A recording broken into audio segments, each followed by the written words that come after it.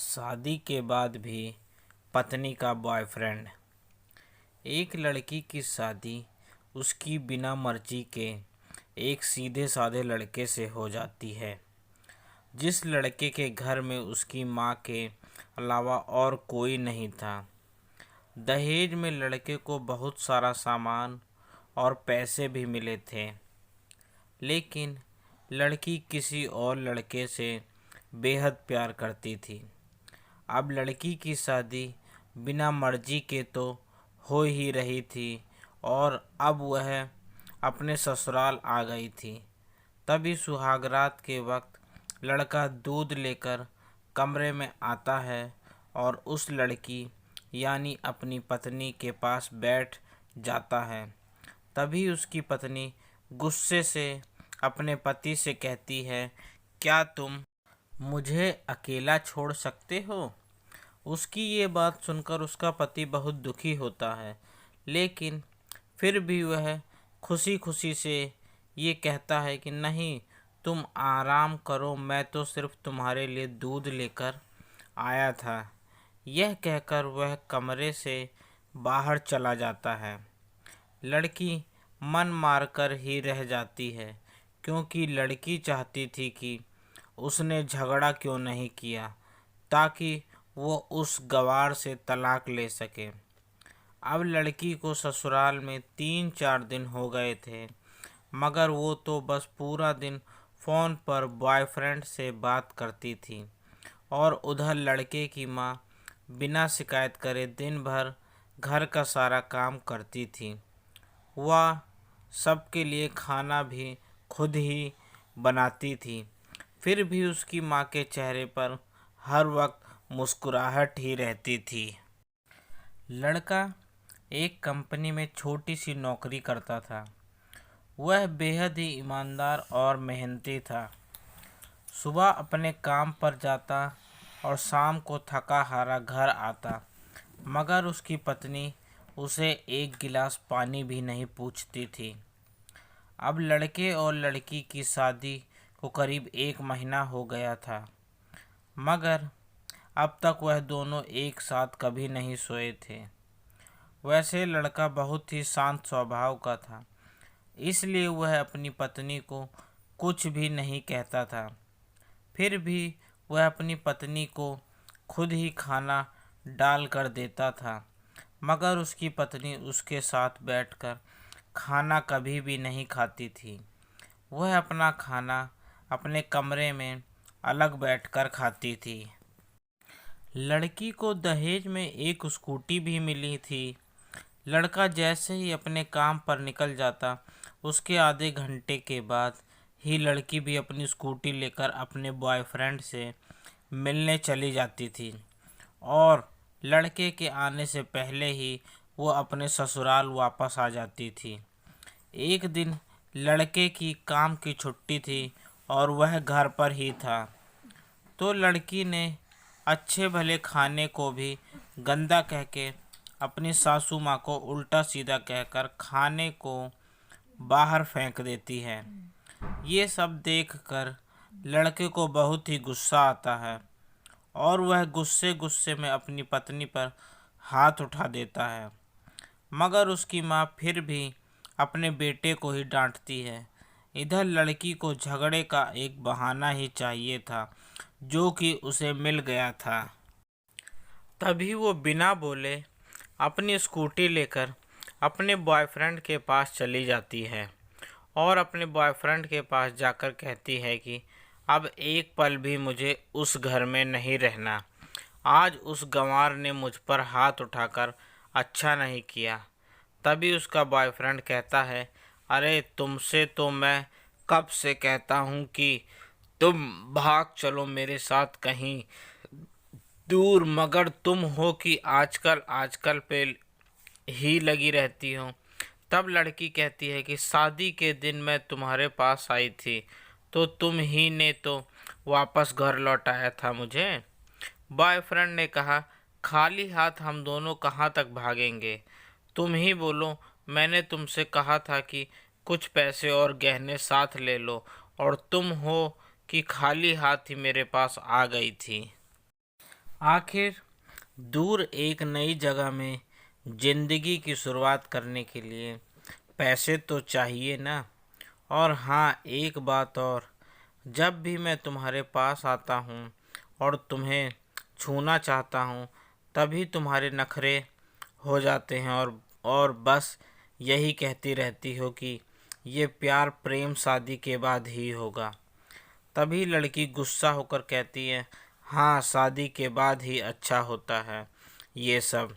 और मैं तुम्हारी ही तो हूँ।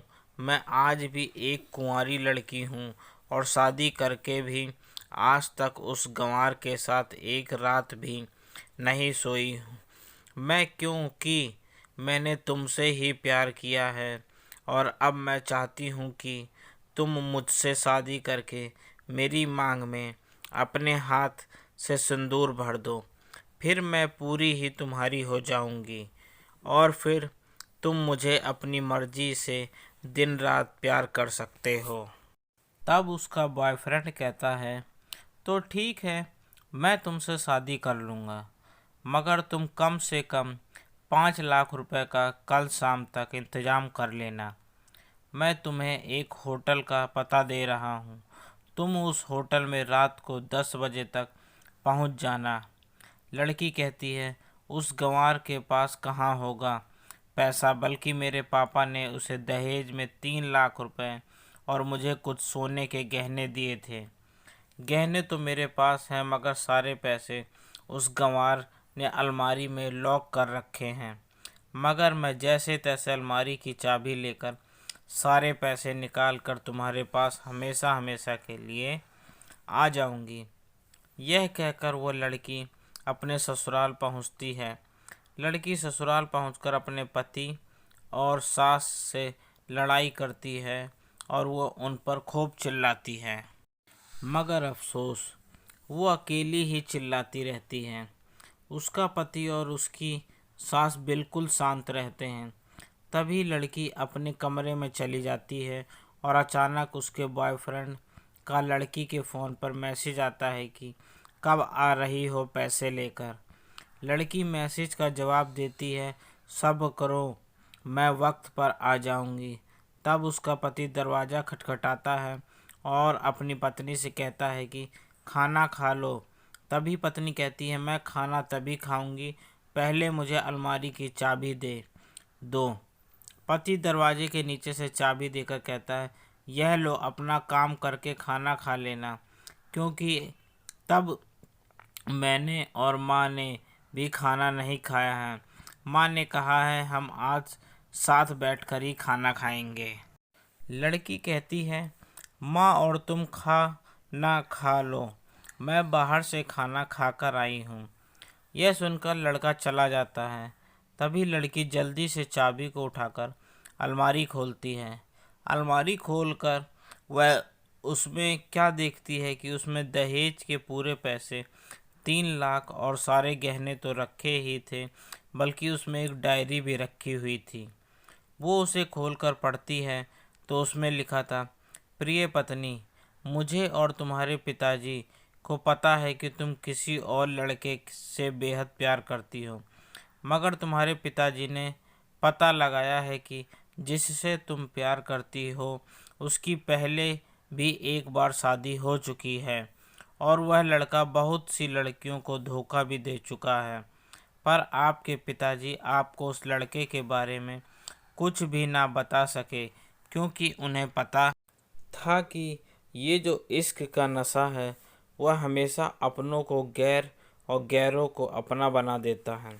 इसलिए तुम्हारे पिताजी ने मेरे आगे हाथ जोड़कर ये कहा कि मेरी बेटी का हमेशा ख्याल रखना। एक बाप के मुंह से एक बेटी की कहानी सुनकर मेरी भी आंखों में आंसू आ गए और मुझे यकीन हो गया था कि एक अच्छा पति होने का सम्मान मुझे मिले ना मिले, मगर एक दामाद होने की इज्जत मैं हमेशा पा सकता हूँ। और मुझे दहेज में मिले सारे पैसे और सोने के गहने मैंने तुम्हारी अलमारी में रख दिए हैं, क्योंकि दहेज के नाम से मुझे नफ़रत हो चुकी थी। इस दहेज के ही कारण मैंने अपनी बहन और पिता को खोया था। और मेरे पिता भी के अंतिम शब्द भी यही थे कि किसी बेटी के बाप से कभी 1 रुपया भी दहेज न लेना। और उस डायरी में यह भी लिखा था कि तुम मुझसे आज़ाद हो और तुम कहीं भी जा सकती हो। डायरी के बीच के पन्नों में तलाक के पेपर रखे हैं, जहां मैंने पहले ही अपने साइन कर दिए हैं। जब तुम्हें लगे कि अब इस गंवार के साथ नहीं रहना, तब तुम भी इस तलाक के पेपर पर साइन करके अपने सारे पैसे और जेवर लेकर जा सकती हो। लड़की डायरी पढ़कर हैरान थी और परेशान भी थी। ना चाहते हुए भी उसके गंवार पति के शब्दों ने उसके दिल को छू लिया था। अब वो ना चाहते हुए भी गंवार पति के अनदेखे प्यार को वह महसूस करने लगी थी। वह फूट फूट के रोने लगी। डायरी में आगे लिखा था कि मैंने तुम्हें इसलिए मारा क्योंकि आपने माँ को गाली दी, और जो बेटा खुद के आगे अपनी माँ की बेइज्जती होते हुए सहन कर ले, फिर वह बेटा ही कैसा। इसलिए मुझे माफ़ कर देना, क्योंकि मेरे लिए माँ का दर्जा सबसे बड़ा है, और आपको मैं दुल्हन बनाकर अपना हमसफ़र बनाने लाया हूँ। आपसे ज़बरदस्ती करने नहीं। आपको मुझसे प्यार हो ना हो, लेकिन मैं अंत तक सिर्फ आपसे ही प्रेम करता रहूँगा। अब फैसला तुम्हारे ही हाथों में है। अब लड़की दुल्हन बन चुकी थी और उसकी आंखों में आंसू बह रहे थे। अचानक लड़की के बॉयफ्रेंड का फ़ोन आता है। तभी गुस्से से लड़की अपने फ़ोन को स्विच ऑफ करके फ़ोन का सिम कार्ड तोड़ देती है। अब उसे सब समझ आ गया था कि जिससे वह बेहद प्यार करती थी, उसे तो सिर्फ पैसों से ही प्यार था, और सच्चा प्यार करने वाला तो मेरा पति ही था, जिसने सिर्फ मेरे पापा की इज्जत रखने के लिए ही उससे शादी कर ली। और उसे मेरा एक बॉयफ्रेंड है पता होने के बाद भी मुझसे इतना प्यार किया। मैं अपने पति का प्यार क्यों नहीं समझ पाई। यह सब सोचकर वह रोती रही। फिर उसने रोते हुए अलमारी का सारा सामान जैसा था वैसे ही रख कर न जाने कब सो गई। अगले दिन उसकी पत्नी सुबह देर से जागी, तब तक उसका पति ऑफिस जा चुका था। तभी पहले नहा धोकर उसने साड़ी पहनी, फिर लंबा सा अपनी मांग में सिंदूर लगाया, जबकि पहले एक बिंदी जैसी साइड पर सिंदूर लगाती थी, ताकि कोई लड़का ध्यान ना दे और किसी को ये पता ना चल जाए कि वह एक शादीशुदा है। मगर आज तो 10 किलोमीटर से भी दिखाई दे दे ऐसी लंबी और गाढ़ी सिंदूर लगाई थी। फिर उसने अपना मंगलसूत्र पहना और किचन में जाकर सासू माँ को ज़बरदस्ती कमरे में आराम करने देती है और खुद अकेली सब का खाना बनाती है। पहले सासू माँ को खाना खिलाती है और फिर अपने पति को फ़ोन करके उसके ऑफिस का पता पूछती है। उसका पति उसको ऑफिस का पता देते हुए सोचता है कि कहीं उसकी पत्नी ने तलाक देने का फैसला तो नहीं कर लिया। मगर उसे कहाँ पता था कि वो अब सुधर गई है और उसे ही अपना पति मान चुकी है। इतने में ही उसकी पत्नी स्कूटी लेकर उसके ऑफिस खाना लेकर पहुंच जाती है। पत्नी को देखकर पति तभी वह अपनी पत्नी से पूछता है, सब ठीक तो है ना? माँ ने तुमसे कुछ कह तो नहीं दिया? उसका पति सवाल पे सवाल पूछे जा रहा था। तभी अचानक पत्नी सबके सामने अपने पति के सीने से लिपट जाती है और उससे कहती है कि सब ठीक है, मगर मुझे तुमसे कुछ कहना है। पति कहता है, हाँ कहो। तब पत्नी सबके सामने कहती है, आई लव यू मेरे प्यारे पति, I love you for ever. यह सुनकर ऑफिस के सभी लोग हैरान होकर खड़े हो जाते हैं और ज़ोर ज़ोर से तालियां बजाने लगते हैं। तब पत्नी सबके सामने अपने पति का हाथ पकड़ के कहती है कि अब 1 महीने तक मेरे पतिदेव ऑफिस में दिखाई नहीं देंगे।